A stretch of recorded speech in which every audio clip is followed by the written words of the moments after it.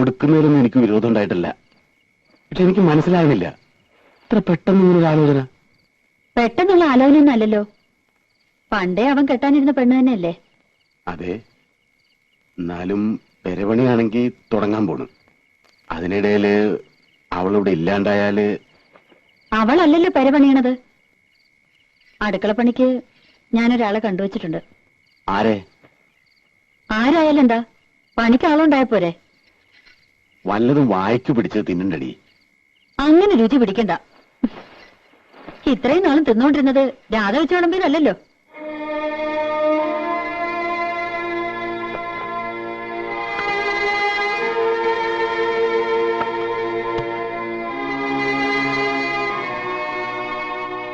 നീ എന്തൊന്നും പറയാത്തെ? മനസ്സിൽ എന്താന്ന് വെച്ചാ പറയേ. ഒന്നുമില്ല, 2-3 കൊല്ലം കൂടി കഴിഞ്ഞിട്ട്. അവനിപ്പോ പ്രായം എന്തായെന്ന വിചാരം? എത്ര നാളെന്ന് വെച്ചാ അവൻ കാത്തിരിക്ക? അവന് മനസ്സിലാക്കണ്ട നീ?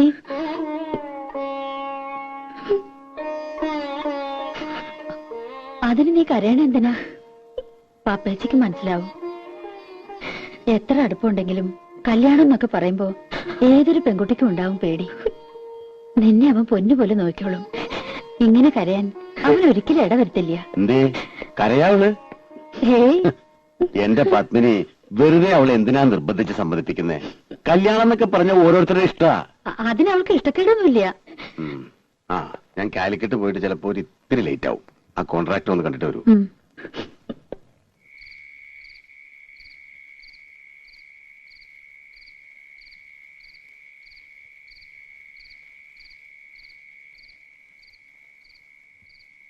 രാധേ, രാധേ,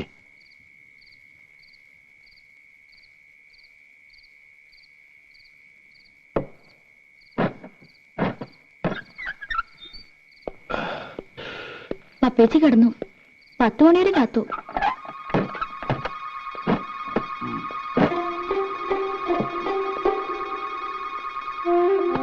ആ വെള്ളം തന്നെ.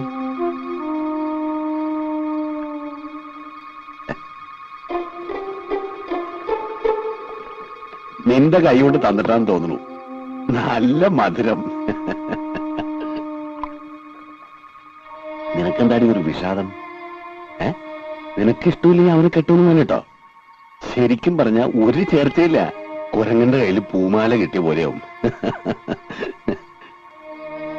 നീ വിഷമിക്കൊന്നും വേണ്ട, അവൻ പോട്ടടി. ഈ ചന്ദ്രേട്ടനുള്ളിടത്തോളം കാലം നിനക്ക് ഒന്നിനും ഒരു കുറവുണ്ടാവില്ല. രാജകുമാരിയെ പോലെ നിനക്കിവിടെ ജീവിക്കാം. ചന്ദ്രേട്ടൻ പോയി കുളിച്ച് ഊണ് കഴിക്കാൻ നോക്ക്. ഞാനും ഉണ്ടു. ഇനി ഒന്ന് കിടന്നാ മതി.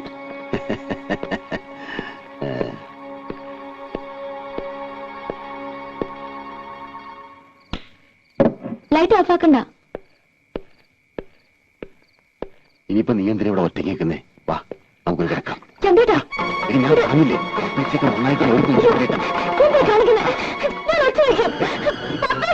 പറ്റില്ലേ? നീ അത്ര ശരിയാവുന്ന അറിയില്ല.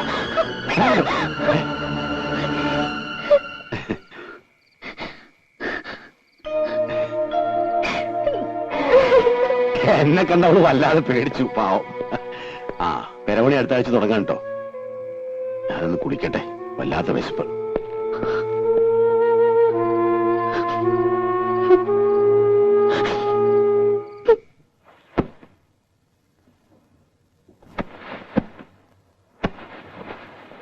അതിനും മാത്രം ഇവിടെ എന്താ ഉണ്ടായ പത്മിനി ഇപ്പോ? ദേ, നമ്മൾ വെറുതെ സംസാരിച്ച് വഷളാക്കണ്ട. ഒന്നും ഉണ്ടായിട്ടില്ല, സമ്മതിക്കണു. പോരെ? പിന്നെ എന്തിനാ അവളിപ്പോ പറഞ്ഞേക്കണേ? അവൾക്ക് പോണം. 20,000 രൂപയും 10 പവന്റെ ആഭരണവും ഞാൻ കൊടുക്കുന്നുണ്ട്. ഭയങ്കര ക്രൂരത ഈ കാട്ടിനെ.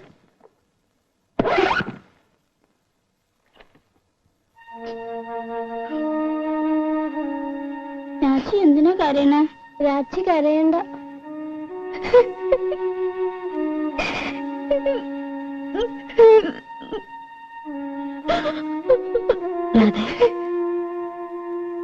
കുട്ടികളെ വിഷമിപ്പിക്കാതെ അവരെ ഒരിക്കൽ സ്കൂളിൽ വിട്. വരുമ്പോ ഞാൻ എന്തെങ്കിലും പറഞ്ഞ് സമാധാനിപ്പിച്ചോളാം.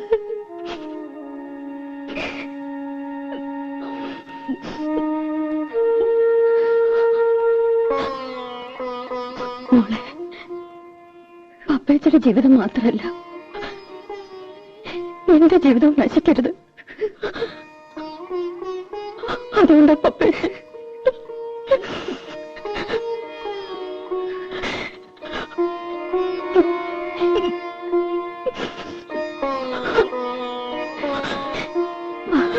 രാജി കുളിപ്പിച്ച് സ്കൂളിൽ കൊണ്ടാക്കാം.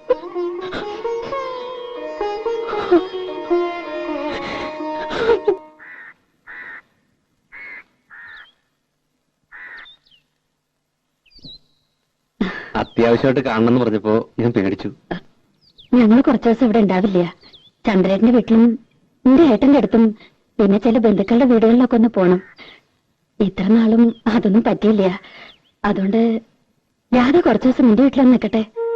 അത് വീട്ടിലേക്ക് കൊണ്ടുപോകുമ്പോ ഒരു മണവാട്ടിയായിട്ട് കൊണ്ടുപോകണമെന്ന് ആശ. അത് സാരമില്ല. നാളെയോ മറ്റന്നാളോ എന്നെയും വെച്ച് ആ ചടങ്ങ് അങ്ങോട്ട് നടത്തുക. പൊന്നും ഡ്രസ്സും കാശുമൊക്കെ അവളുടെ കയ്യിലുണ്ട്. അത് കഴിഞ്ഞിട്ട് ഞങ്ങൾ പോണുള്ളൂ. അങ്ങനെ അടാപിടിയെന്ന്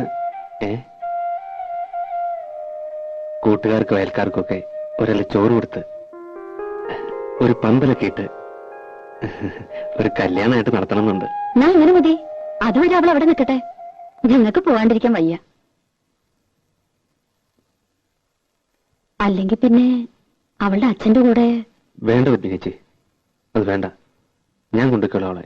ആ, അത് തന്നെയാ നല്ലത്. കല്യാണം ഒട്ടും വൈകിക്കണ്ട. എന്താവശ്യത്തിനും എന്റെ സഹായം ഉണ്ടാവും.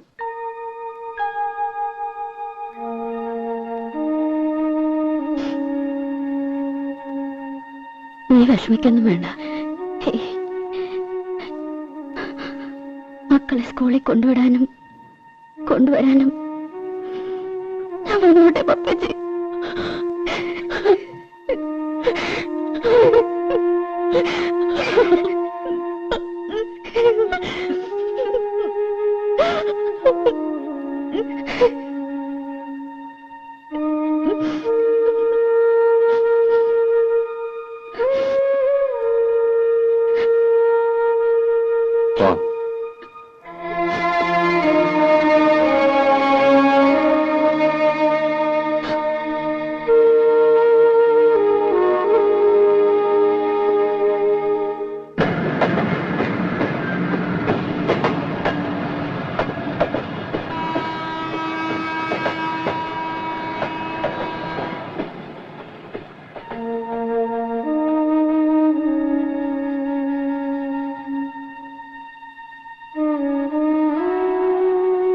രാധേ,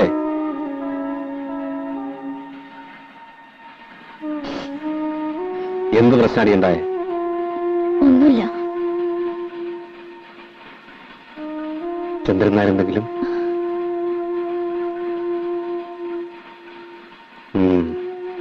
നടക്ക്.